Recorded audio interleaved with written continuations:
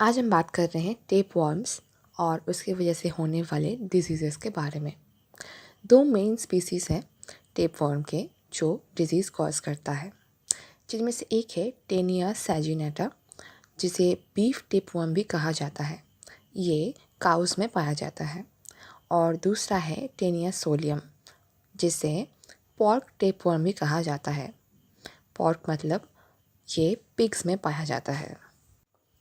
Tapeworm की वजह से जो डिज़ीज़ होता है उसमें से मेन है टेनियासिस और दूसरा हो सकता है सिस्टिसर्कोसिस, जो होता है सिस्टिसर्कस की वजह से, टेपवर्म के सिस्टिसर्कस की वजह से। ये जो टेनिया सोलियम है ये दोनों कॉज कर सकता है, टेनियासिस भी कॉज कर सकता है और सिस्टिसर्कोसिस भी कॉज कर सकता है ह्यूमन बॉडी में। और जो टेनिया सैजिनेटा है वो ह्यूमन बॉडी में सिर्फ टेनियासिस कॉज कर सकता है। आज हम बात कर रहे हैं टेनिया सोलियम के लाइफ साइकिल के बारे में, यानी कि पॉर्क टेपवर्म के बारे में। यह है ह्यूमन बॉडी। अब ह्यूमन बॉडी में ये टेपवर्म आता कैसे है? टेपवर्म का जो इन्फेक्टिव स्टेज आता है ह्यूमन बॉडी में वो है सिस्टिसर्कस। जब कोई पॉर्क यानी कि पिग का मीट इन्फेक्टेड होता है टेपवर्म से, टेनिया सोलियम से, यानी कि उनके अंदर टेपवर्म का सिस्टिसर्कोसिस प्रेजेंट होता है, उस मीट को कहते हैं मीज़ली पॉर्क, यानी कि उस पिग के मीट को कहते हैं मीज़ली पॉर्क।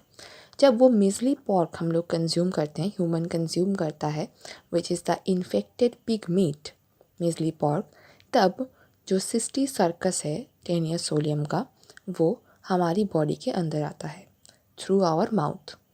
अब ये ट्रैवल करता है हमारे गैस्ट्रो इंटेस्टिनल ट्रैक्ट में। अब ये ट्रैवल करते करते इसका थोड़े बहुत चेंजेस होते हैं जब तक ये पहुंचता है हमारे स्मॉल इंटेस्टाइन में। अब क्या चेंजेस होते हैं? ये है cysticercus, larva of Taenia solium. ये सिस्टिसर्कस स्टेज है। इसे ब्लैडर वर्म भी कहा जाता है क्योंकि ये ब्लैडर की तरह दिखने में लगता है। इस स्टेज में जो टेनिया सोलियम का मतलब एडल्ट का जो हेड होने वाला है वो हेड इसके अंदर इन्वेजिनेटेड रहता है। इसके नेक्स्ट स्टेप में वो जो हेड है, हेड ऑफ टेनिया सोलियम, जिसे स्कॉलेक्स भी कहते हैं, वो बाहर निकलने लगता है, यानी कि इवैजिनेट करने लगता है सिस्टिसर्कस लार्वा के अंदर से। और धीरे धीरे इस स्कॉलेक्स यानी कि हेड के ऊपर कुछ सक्कर्स दिखने लगते हैं और कुछ हुक्स दिखने लगते हैं। और इस सक्कर और हुक के ज़रिए ये जब स्मॉल इंटेस्टाइन में पहुंचता है तब वो स्मॉल इंटेस्टाइन के वॉल में स्टिक हो जाता है। अब स्मॉल इंटेस्टाइन में पहुंचने के बाद ये धीरे धीरे बड़ा होता है और एक एडल्ट टेपवर्म बन जाता है। तो ये एक एडल्ट टेपवर्म है। एडल्ट टेपवर्म का 3 हिस्सा होता है। एक है हेड, जिसे स्कॉलेक्स भी कहते हैं, दूसरा है नेक और तीसरा है जो बॉडी है उसे कहा जाता है strobila. The whole body is the strobila. अच्छा, स्कॉलेक्स यानी कि हेड में 4 सक्कर्स होते हैं और सक्कर्स के ठीक ऊपर 2 रो ऑफ हुक्स होते हैं, 2 रोज ऑफ हुक्स प्रेजेंट होते हैं। और इस हुक्स में हुक्स रहने वाले रीजन को कहा जाता है rostellum. This region is called rostellum. ये हो गया हेड। अब हेड के बाद आता है नेक और नेक के बाद आता है द स्ट्रोपिला। टेपवर्म का जो स्ट्रोपिला होता है वो सेगमेंटेड होता है और हर एक सेगमेंट में मेल और female both sex organs present होते हैं, यानी कि एक एक सेगमेंट स्वयं संपूर्ण होता है। ठीक है, और इस एक एक सेगमेंट को कहा जाता है प्रोग्लॉटिड। जो सेगमेंट नेक के पास होते हैं वो इमैच्योर प्रोग्लॉटिड्स होते हैं, उसके बाद वो धीरे धीरे मैच्योर होते हैं और सबसे ज़्यादा मैच्योर प्रोग्लॉटिड को कहा जाता है ग्रेविड प्रोग्लॉटिड। इसके अंदर बहुत सारे फर्टिलाइज्ड एग्स प्रेजेंट होते हैं और बहुत ज़्यादा मैच्योर होने के बाद ये प्रोग्लॉटिड, ग्रेविड प्रोग्लॉटिड एक एक करके उसके बॉडी से सेपरेट हो जाता है और ह्यूमन स्टूल यानी कि फीसिस के ज़रिए बॉडी के बाहर आता है और उसके अंदर जो एग्स रहते हैं उसे रिलीज़ कर देता है। तो ये है एडल्ट टेपवर्म यानी कि टेनिया सोलियम, जो स्मॉल इंसान के स्मॉल इंटेस्टाइन में हुक और सकर्स के ज़रिए चिपका हुआ है स्मॉल इंटेस्टाइन के वॉल में। अब ये जो ग्रेविड प्रोग्लॉटिड है इसके अंदर बहुत सारे फर्टिलाइज्ड एग्स प्रेजेंट हैं। ये प्रोग्लॉटिड इस पूरे बॉडी से अलग हो जाएगा और स्मॉल इंटेस्टाइन से ट्रैवल करके लार्ज इंटेस्टाइन से होके ये ह्यूमन फीसिस के साथ ग्रेविड प्रोग्लॉटिड बाहर निकल जाएगा और बाहर निकलते निकलते कभी कभी इसका रैप्चर हो जाता है और जो एग्स होते हैं वो भी फीसिस में, ह्यूमन फीसिस में प्रेजेंट होते हैं। फीसिस के ज़रिए ये eggs ungravid proglottid infected human body के बाहर आता है, यानी कि एनवायरनमेंट में आ जाता है। अब ये एग्स किसी भी चीज़ को इन्फेक्ट कर सकता है। अब ये एग जब बाहर आता है with the faeces of human, the infected human, अब ये पानी को कंटेमिनेट कर सकता है या फिर किसी ग्रास को या वाटर प्लांट को कंटेमिनेट कर सकता है। टेनिया सोलियम का जो सेकेंडरी होस्ट है वो है पिग और प्राइमरी होस्ट है ह्यूमन, क्योंकि ये अपना सेक्सुअल साइकिल ह्यूमन में स्पेंड करता है इसलिए ह्यूमन इसका प्राइमरी होस्ट है, और एसेक्सुअल साइकिल इसका पिग के अंदर होता है इसीलिए पिग इसका टेनिया सोलियम का सेकेंडरी होस्ट है। अब ये पिग जो होता है ये ह्यूमन फीसिस को खाता है। जब ये ह्यूमन फीसिस को खाता है तब अगर उसके अंदर ग्रेविड प्रोग्लॉटिड या फिर टेनिया सोलियम का एग प्रेजेंट होता है वो चला जाता है पिग की बॉडी में, यानी कि वो पिग के मुंह से पिग के बॉडी के अंदर जाता है और पिग के गैस्ट्रोइंटेस्टाइनल ट्रैक्ट में ट्रैवल कर सकता है और ये इन्फेक्टेड प्लांट के ज़रिए भी पिग के बॉडी में जा सकता है, इन्फेक्टेड ग्रास के ज़रिए। अब ये है पिग का गैस्ट्रोइंटेस्टाइनल ट्रैक्ट। अब जो एग्स हैं वो पिग के गैस्ट्रोइंटेस्टाइनल ट्रैक्ट में पहुंच चुका है। अभी एग्स में भी कुछ चेंजेस आएंगे, तो चलिए देखते हैं कि ये एग्स में क्या चेंजेस आते हैं जब ये पिग के गट में होता है।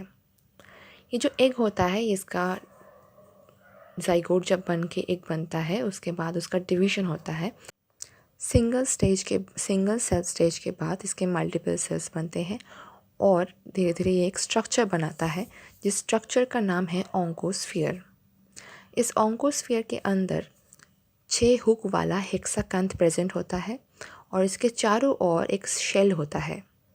तो ऑन्कोस्फीयर बेसिकली एक सिस्ट है जिसके अंदर हेक्साकांथ प्रेजेंट है, यानी कि 6 हुक वाला लार्वल स्टेज।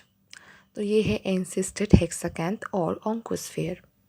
अब ये ऑन्कोस्फीयर जब पिग के गट में यानी कि स्मॉल इंटेस्टाइन में पहुंचता है तब स्मॉल इंटेस्टाइन में जो अल्कलाइन एनवायरनमेंट होता है वो जाकर इस ऑन्कोस्फीयर के आउटर लेयर यानी कि एक शेल को डिज़ोल्व कर देता है। अब यही जब ऑन्कोस्फीयर का एक शेल डिज़ोल्व हो जाता है तब उसके अंदर जो हेक्साकांथ प्रेजेंट था वो बाहर आ जाता है। ये है हेक्साकांथ जिसके अंदर 6 हुक्स प्रेजेंट हैं। अब ये हेक्साकांथ क्या करता है, ये हेक्साकांथ अपने हुक्स के ज़रिए पिग के गट में यानी कि स्मॉल इंटेस्टाइन में हुक्स के ज़रिए इंटेस्टाइन के वॉल में स्टिक कर जाता है, मतलब अटक जाता है, और इसके बाद पिग के स्मॉल इंटेस्टाइन को इन्वेड करके ये इसके ब्लड स्ट्रीम के ज़रिए लास्ट में जाकर पहुंचता है पिग के मसल में। जब ये पिग के मसल में पहुंचता है तब ये हेक्साकांथ से धीरे धीरे बन जाता है सिस्टी सर्कस। सिस्टी सर्कस वही इन्फेक्टिव स्टेज है जो ह्यूमन कंज्यूम करते हैं। अब ये सिस्टी सर्कस रह जाता है पिग्स के मसल में। जब ये पिग के वो मसल्स एज अ मीट खा लेते हैं इंसान, तब वो सिस्टी सर्कस लार्वा ह्यूमन के बॉडी में फिर से पहुंच जाता है और एक और ह्यूमन को इन्फेक्ट करता है। इसको कहा जाता है टेनियासिस डिजीज़। इसके अलावा भी टेनिया सोलियम की वजह से ह्यूमन बॉडी में एक और डिजीज़ हो सकता है। वो क्या हो सकता है, ह्यूमन जो पिग के मीट को खा रहे थे यानी कि पॉर्क को खा रहे थे उसकी वजह से उनके बॉडी में सिस्टी सर्कस जा रहा था।